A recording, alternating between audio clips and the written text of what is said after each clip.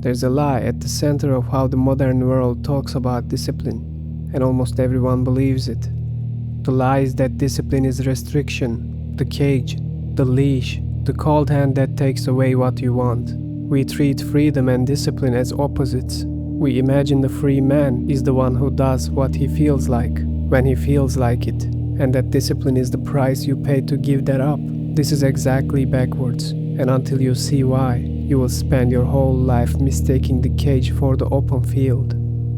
Begin with the man everyone thinks is free, the man who follows his impulses. He eats when hungry, quits when bored, lashes out when angry, reaches for comfort the instant discomfort appears. He believes he is free because nothing external is stopping him. But look at who is actually in command. When the impulse arrives, he obeys it. He does not choose his actions, they choose him. He goes wherever the strongest current pulls him and calls it living. That is not freedom. It is the most complete slavery there is, because the master is inside him and never sleeps. Epictetus understood this better than any free man ever has. He was a slave. He owned nothing, controlled nothing. His master broke his leg to prove a point, and he was one of the freest men who ever lived, because he had grasped the thing the impulse man never will. The chains that matter are not the ones on your wrists, they are the ones inside your own mind. The undisciplined man is not free, he is governed completely by forces he did not choose. Discipline does not take your freedom away. Discipline is the only thing that has ever given anyone freedom in the first place. Now we come to what discipline actually is. Most people imagine a permanent clenching of teeth. That is not it. That is suppression. And suppression always loses in the end. Discipline is the building of a self.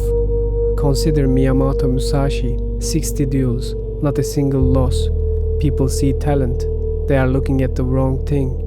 He won because he had practiced the way for so long that his responses no longer came from thought, they came from something he had built underneath thought. The years of practice were never really about the sword. What he was building through every repetition, every cold morning, every hour alone was a self that stays present, calm and intentional under pressure that shatters other men. That self does not arrive, it is built slowly through the daily, unwitnessed choice of the harder thing when the easier thing is right there. This is the difference between reaction and response. And the difference is everything. Reaction is automatic. Someone disrespects you, and the anger is there before you have thought a single thing. Response is what becomes possible when you have trained the gap, because there's always a gap. Something happens, and before you act, there's a space, a split second between the impulse and the deed. The Stoics called it the seat of human freedom. In the undisciplined man, the gap is closed. Impulse and action are fused. Discipline is the practice of prying it open and keeping it open, not the absence of desire, the presence of a self that desires cannot simply override. That is what you are building, not restriction, sovereignty. And here is the what comfortable world will never tell you. This work is never finished. Marcus Aurelius ruled the largest empire on earth, and every night, alone in a tent on a freezing frontier, he wrote private notes to himself, reminding himself to respond instead of react. He never meant for anyone to read them. They were a record of effort.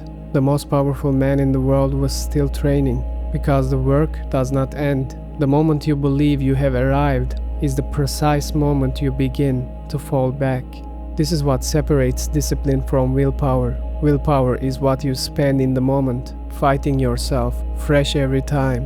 It runs out. Discipline is what you have when the fight has already been settled in advance. The disciplined man works when he does not feel like it, not because he has some bottomless reserve of motivation, but because the question of whether to continue is no longer open. It was closed when he decided who he was. And the small choices are not small. The person you will be in 5 years is being built right now by choices so minor they feel like nothing. The morning you did the work before you felt ready, the comfort you did not reach for, none of them matter on the day. All of them matter completely. As Aristotle put it, we are what we repeatedly do. Excellence is not a thing you have, it is a thing you do, until it becomes the thing you are. And now we can finally say the thing the cheap version says first and never earns. This is why discipline is freedom, not freedom as in doing whatever you feel. That belongs to the slave of impulse.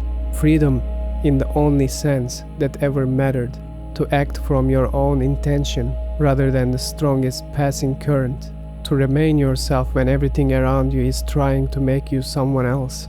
The disciplined man is not the man who gave things up. He is the man who stopped being a collection of reactions that things merely happen to, and became someone, an author instead of a result, a self instead of a current.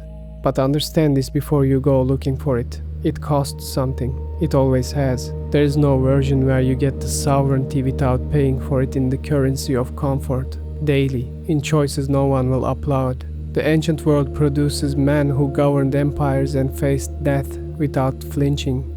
They did not have an easier world than yours. They had a philosophy about what a man owes himself, and they paid it. That philosophy is available to you right now. The gap is open in front of you. This moment, you can let the current carry you the way it has 1,000 times before, or you can step into it and begin, with one small, unglamorous choice, to build the only thing no one can ever take from you, a self. The question was never whether you are capable of it. You are. The question is whether you are willing to pay what it costs. That is the whole philosophy, and it begins, every time, with the very next thing you choose to do.